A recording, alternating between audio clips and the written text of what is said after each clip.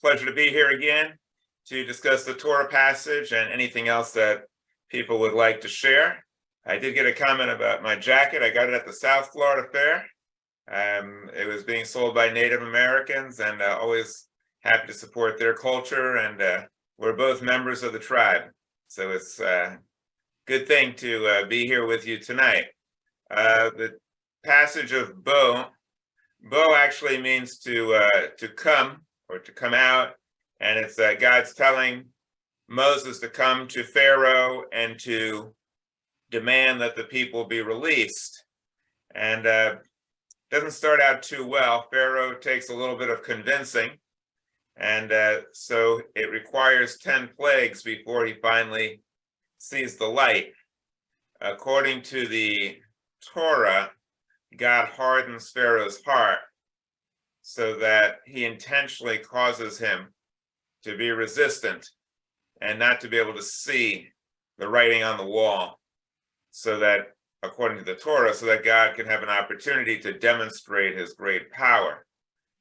We might find that rather cruel, that God would intentionally prevent someone from seeing the error in their ways so that God can demonstrate powers by inflicting great carnage and harm upon a society. It doesn't seem very fair, especially to the people of Egypt.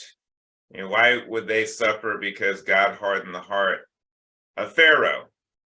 Well, there is an analogy that we can draw to today. The first thing, of course, we have to do is to recognize that this is not literally true. A just God would never do such a thing, so this didn't happen.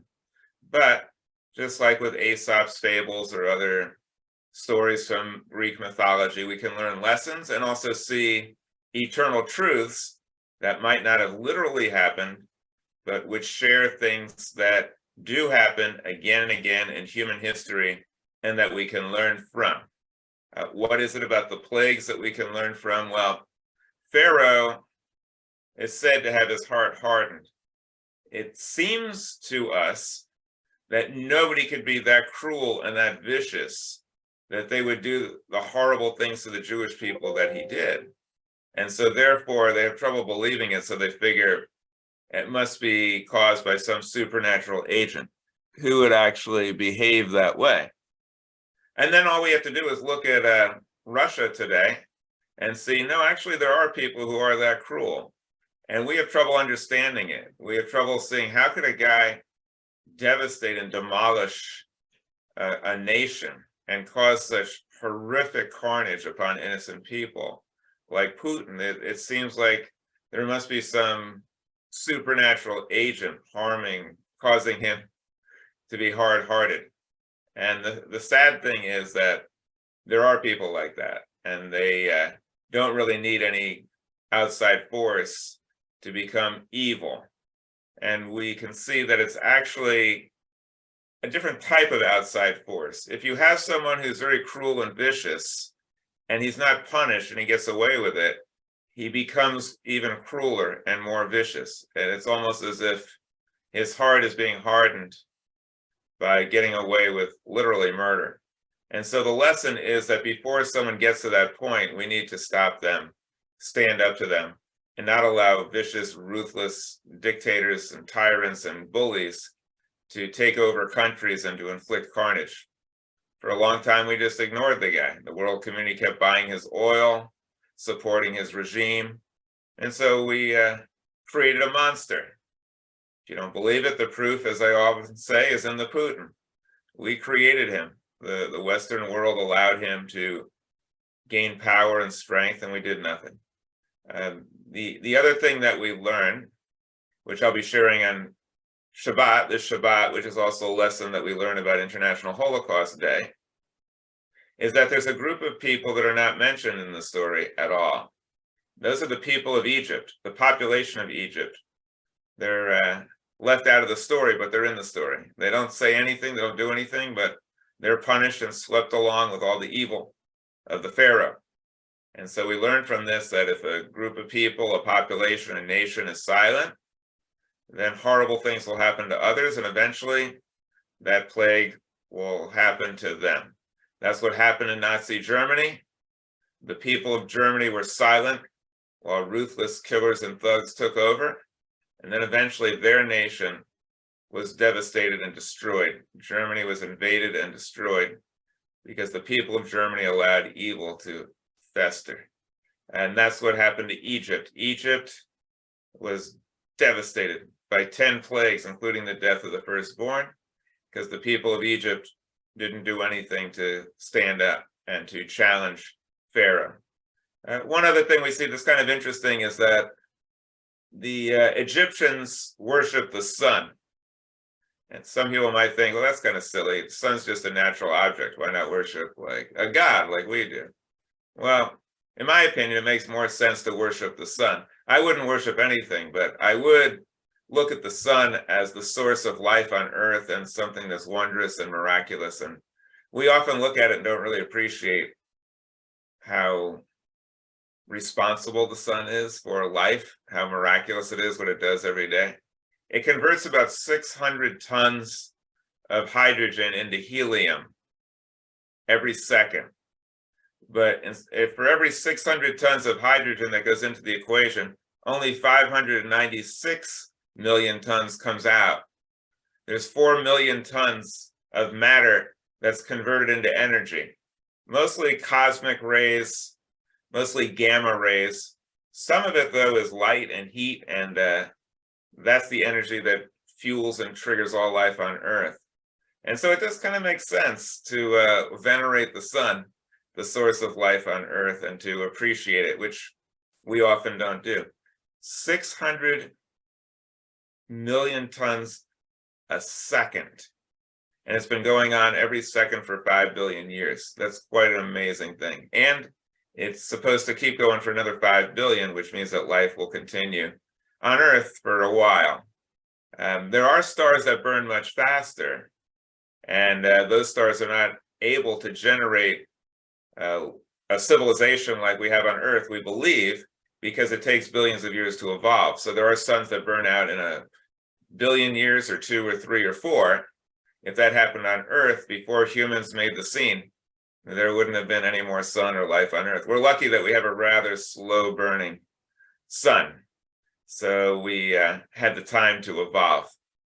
I don't know if anybody stops to think about it, but as Jews, we should take time, pause, reflect, and give thanks for creation and all the things that make life possible. So that's my commentary on the passage, as well as a few connections to what's going on today. And I'd be glad to hear from anybody who would like to share some thoughts.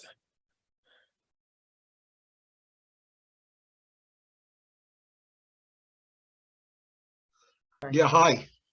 Can I say Peter? Hi. Can I speak? Absolutely. Go ahead. Okay, so let's just get back to Putin for a moment, because I'm not an expert on him. However, I read a book recently that I never knew about my whole life. I'm 67 years of age. And the name of the book is called The Sociopath Next Door. And it's written by Martha Stout, S-T-O-U-T. And she is, I don't know, well, she was, I don't know if she still is, a psychology professor at Harvard. And this book taught me something about personality characteristics of people who I've had in my past, who I could never fully understand. How could someone act that way, behave that way chronically? And if there's one thing a sociopath has, which I learned in the book, it's no conscience. And I recommend this book to anyone, and like I said, I don't know, I'm not an expert on Putin, but apparently the guy has no conscience. And the more I think about people like him after reading this book, I have a completely different viewpoint and awareness about people. So I just wanted to mention this because I never knew that a personality, a sociopath existed. I mean, I heard of the word, but I never knew about the personality characteristics. And the book she wrote, and it's not a new book, it's extraordinary. I mean, there are no words in the English language that I could find to explain how talented she was at, just putting all the facts together and presenting it in this book. So that's what I wanted to say. Well, thank you for sharing that. Tell us how the book changed your opinion about human nature. What is your opinion now? Yeah, so there's based on what I learned, there's different types of sociopaths. I mean, of course, there's the sociopathic killer, but there's also, again, the book title is called The Sociopath Next Door. And if you read the cover, it says, who is the sociopath in your life? Is it a doctor? Is it a friend? Is it your mother-in-law? So it made me aware of how important it is in terms of human nature, how important it is to protect myself against these people. Because my whole life, I'm going to give you my opinion of myself. I by definition, I'm a nice guy. I'm committed to helping other human beings, and I'm a nice guy. But you know what? I learned after reading this book, it's okay to be nice and it's okay to be committed to helping other people, but you can't be committed to helping people that don't deserve your help. So getting back to Barry, the question of how did it change my opinion of human nature? It's so important to protect myself or ourselves against people like this because they're very, very talented. They are truly talented. And if you read the book, the way she gives example after example after example, and she categorizes the severity of the personalities or the types of sociopaths there are. It just it astonished me. And again, it's not a new book. And I actually learned about it by listening to some of the fellow talk about the books he read, to teach him more about, human behavior, human nature. But I really highly recommend this book. I can't recommend it enough. So it's The Sociopath Next Door by Martha Stout, Stout. And it really, I brought this up because of Putin. It's like Saddam Hussein, he was another one. He could give the impression that he loved children, but that was a false impression. And it even showed how he patted a child on the head. I remember that watching TV at that time prior to the Gulf War. But this type of personality is very, very dangerous. And Putin is dangerous. He is dangerous. So, yeah. Well, let me just share some thoughts on it. Others can too. I appreciate your bringing to our attention this excellent book, which I also recommend. I think the point is that, in my experience, most people like you, Peter, are nice people. Most people, Thank you. They're thoughtful, they're considerate, they like to do what they can to help others. That's most people. There's a fair amount of people, much higher than we recognize, that appear to be normal on the outside, but on the inside, they're not. That's why it says the sociopath next door. They seem nice on the outside. They might pat some kid on the head or something like that, or exchange pleasantries, but actually they're not very nice at all. But we don't recognize it, and we just assume that people are nice because we are, and so everybody else is that way. So I think the book is good in warning people that it's not just a head of a nation like Putin or Hussein. Just be an everyday guy, just somebody in your life who is really nasty and doing bad things. And it's not that you don't want to help them. I would put it rather starkly that you want to recognize who these people are and realize that they have it in for you, and they're going to try to do you harm. And you need to protect yourself once you realize who these people are, because we usually don't want to believe that somebody could be cruel. Like, it seemed hard to believe that Pharoah would be that cruel, and so we are not prepared. And by the time we realize it, it might be too late. The other thing that I'm going to be sharing on Friday night, which has a lot to do with what Peter just said, is that a well-adjusted person looks at human relationships as helpful and healthy, and they derive enjoyment out of being in the company of others, hanging out with their family, their friends. There are some people who haven't really developed a personality that can appreciate others for the sake of just being with other people. They view people as objects, not as fellow human beings. That's what Pharaoh did. That's what slavery is. In slavery, you view someone as an object. There are other people in our midst, maybe who live next door, who don't view us as a fellow human being. They view themselves as a human being and everyone else as an object to be used or exploited or taken advantage of in some way. And when that happens, the person becomes a sociopath or a psychopath. And that's what happened in Egypt. It's the classic example. They viewed people as objects. And I believe that part of the problem is that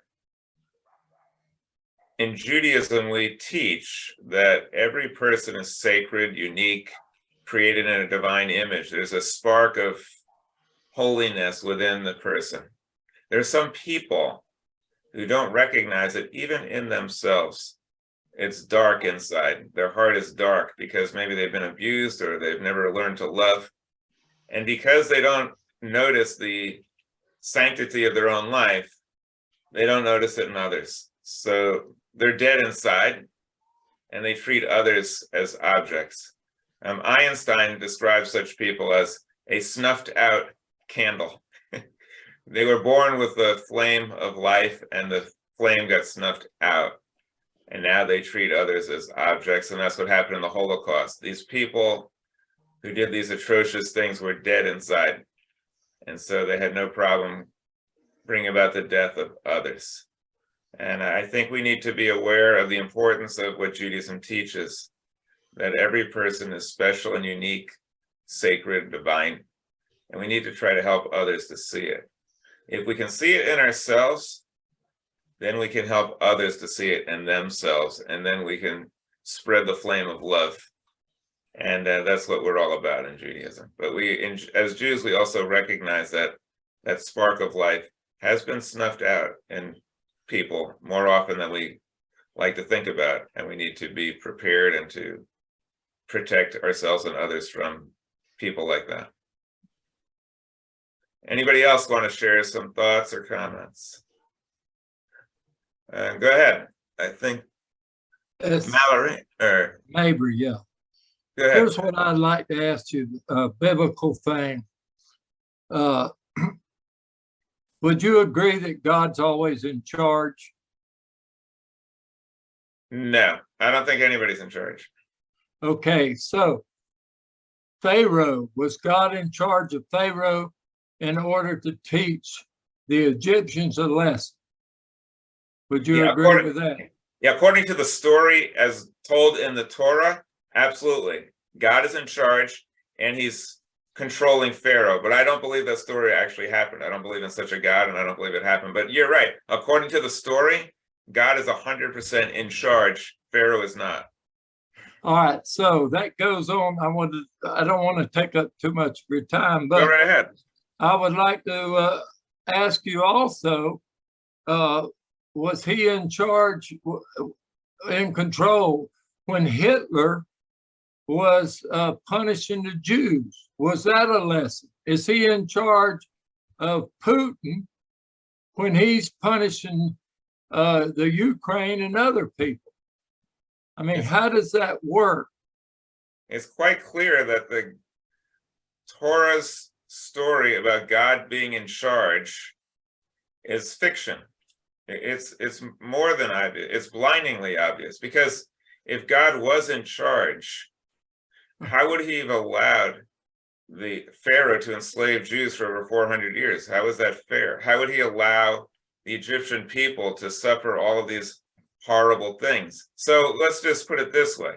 If God was in charge at the time of the slavery in Egypt, either he's incompetent or callous or just simply doesn't care. And in any of those circumstances, he's not worthy of being worshipped or venerated or even considered, because he just doesn't care, or he's impotent. So, and then if you apply that to all the other atrocities throughout history, including the Holocaust, Yeah. you realize that if such a being existed, he's not worthy of our worship for sure, but it doesn't make any sense that such a being exists. But as I say, if that being does exist, he's either exceptionally cruel or completely impotent. And that is not the type of God that Jewish people traditionally have believed in.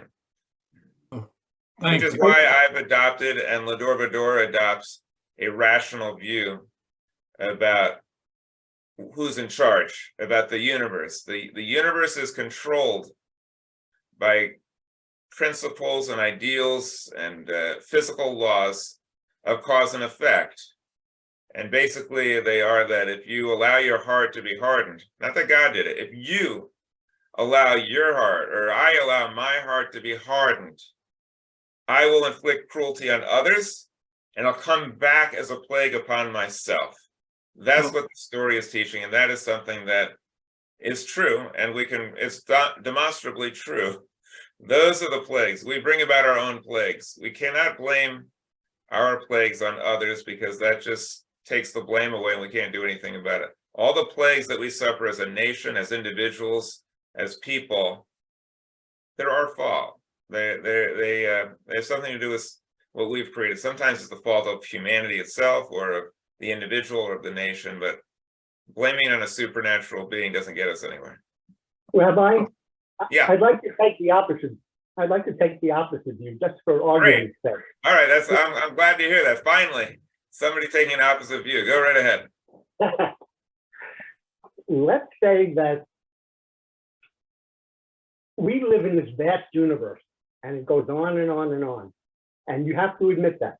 And there are an infinite possibility for life to exist on other planets. Is that right, Rabbi? Yes. Okay. Near infinite, right? Now, this God that we talk about could be so omnipotent and so real that he's all over the place. He doesn't have time to spend on Earth what you'd like him to spend and make sure the Jews are okay all the time. You know, he may be very, very busy with other worlds, with other creatures, and then times a million. I just wonder, maybe it's possible that there is this omnipotent power out there, and he's just busy.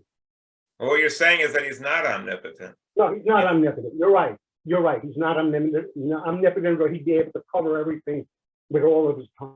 What you're suggesting, one entity cannot do that.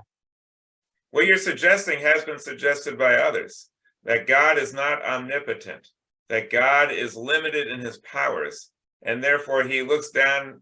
Sometimes he'll notice and he'll be very saddened, but he just doesn't have the power to do anything about it. Or, like you say, he's kind of busy doing other things and doesn't really notice. But that's why I say either he's impotent or he's callous and doesn't care. When I say impotent, I don't mean no power, but I mean he has virtually no power over Earth because he's too busy doing other things, or he has power over Earth, but he just doesn't really care, because you can't square what's going on with a God who is aware of everything and who cares. Now, let's just say hypothetically, you're right, there's life all over the place and the universe is teeming with life, which could be.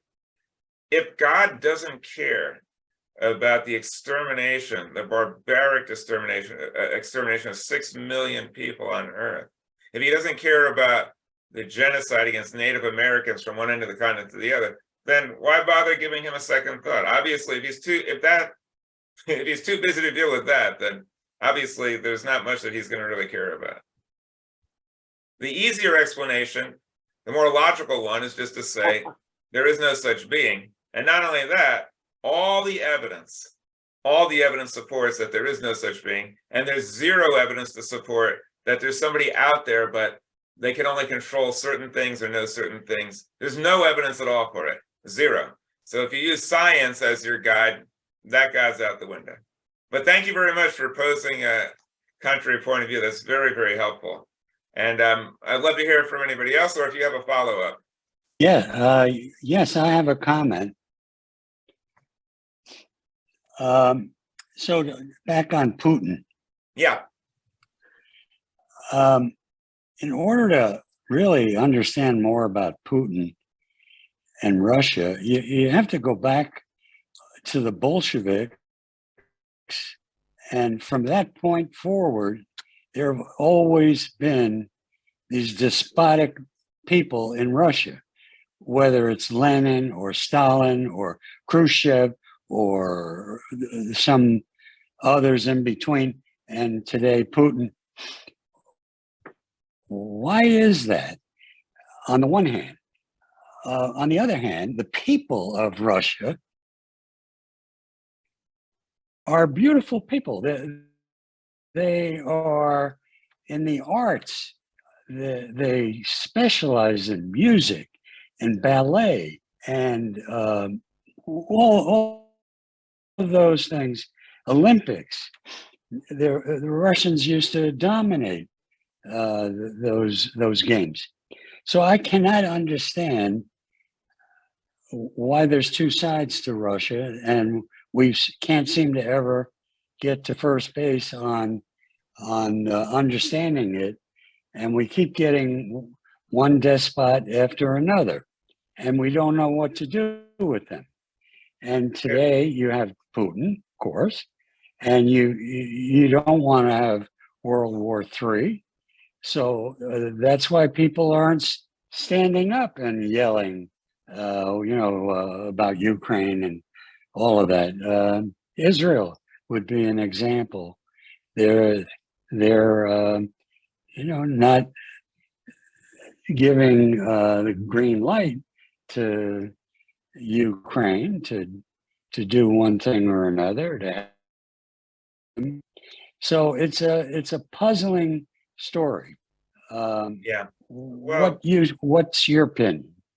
You raised a really good point. Let me refine a little bit about what I was saying in order to try to bring in some of your observations, which are extremely cogent. The human being has the capacity to inflict evil and do bad things and make themselves believe that they're doing good things. So as Christopher Hitchens, who said, good people do good things and bad people do bad things, but to get good people to do bad things takes religion. I would refine that to say it takes a certain amount of indoctrination, not religion per se, but maybe irrational religion or irrational nationalism, which Einstein referred to as the measles of mankind. You have certain people who are able to rationalize evil. They might be evil people, they might be cruel, but they want to think of themselves as good. So they try to figure out a way that they can rationalize treating people as objects in order to gain power. So for instance, the early communists in Russia believed, or they claimed to believe, we're going to create a great society where everybody's equal and all the bad people who are controlling and the people with the money, we're going to get rid of them. And then we're going to have an era of peace and justice. And so they convince themselves that by being a dictator and a tyrant and by killing people, that they're improving society. And so we see that all the time. The abortion protesters who are denying women their rights, to a lesser degree, are doing things that many of us find very harmful, but in their mind, they're doing the right thing. And it's also been said that people never commit evil so gleefully as when they do it in the name of religion. And so you have people who maybe they have evil in their heart and darkness, but they don't want to think of themselves as bad people, but they have these bad tendencies. So they adopt a religion which is going to permit them to do bad things and feel good about themselves, a religion or a type of government. And so you had that with Russia and with even with Stalin and Lenin, who wanted to purge the country of the bad people. The thinking of Putin actually goes back beyond the Bolsheviks all the way to about the year 1000, when the Greek Orthodox Church spread into Russia, into Kiev, and all of Kiev, Ukraine, what's modern day Russia, was one people and one religion. And Putin is one who ascribes to that all of Ukraine and Russia is really one, and they should be united, and there's no such entity as Ukraine. It's really part of Russia. Does he really believe this? We don't know. But he promotes it. It's possible that he actually believes that, and believes that if he could just subdue the people of Ukraine and bring them under his sway, that life would be good, and that the church and God would be happy, and that's how it should be. I kind of suspect that he's just a mean, rotten guy who wants power and money, and that he doesn't really believe it, but he knows other people do, and he's just using that to manipulate people. But often we never know. And ultimately, it doesn't really matter so much. We just have to prevent that type of ideology from gaining sway in Russia or here. I've wondered lately if Putin took advice maybe from Trump. Yeah, they do. Well, they are buddies. Well, they are buddies, and they do share certain characteristics in common. Well, in the sense that Trump's with his America first, and obviously Putin is with Russia first, but Russia, the whole Russia, wherever that may be, including Kiev, and Ukraine, Belarus, all the other pieces of the Soviet Union that he wants back. No question about it. So there's your boy Trump again. Well, that's why Einstein referred to nationalism as the measles of mankind. He thought it was a disease, and there are people who use nationalism or ultranationalism, fascism, to create a situation where the country is the ultimate good, and they are equivalent to the best interests of the country. So you have a guy like Putin or Trump or Hussein, and basically they're saying, we believe in Iraq first, or America first, Russia first, support us, you'll make our country great again, and everybody will live happily ever after. And so they become tyrants and dictators and megalomaniacs. Do they really believe this? That if we just support them, they're going to make things better? Or are they just manipulating people and their loyalty to the country to try to gain power? It might be a combination of both. We don't really know. But that, unfortunately, human beings have been susceptible to that type of thinking, this nationalist thinking, forever. Why is people so brainwashed? Well, because a lot of people don't think rationally. And like Stanley was saying, well, they're really good at the arts and music and literature. Well, that may be true, but they might not be very well versed in human nature, and they might be willingly allowing themselves to be brainwashed, as you say, and they're not used to critical thinking, rational thinking.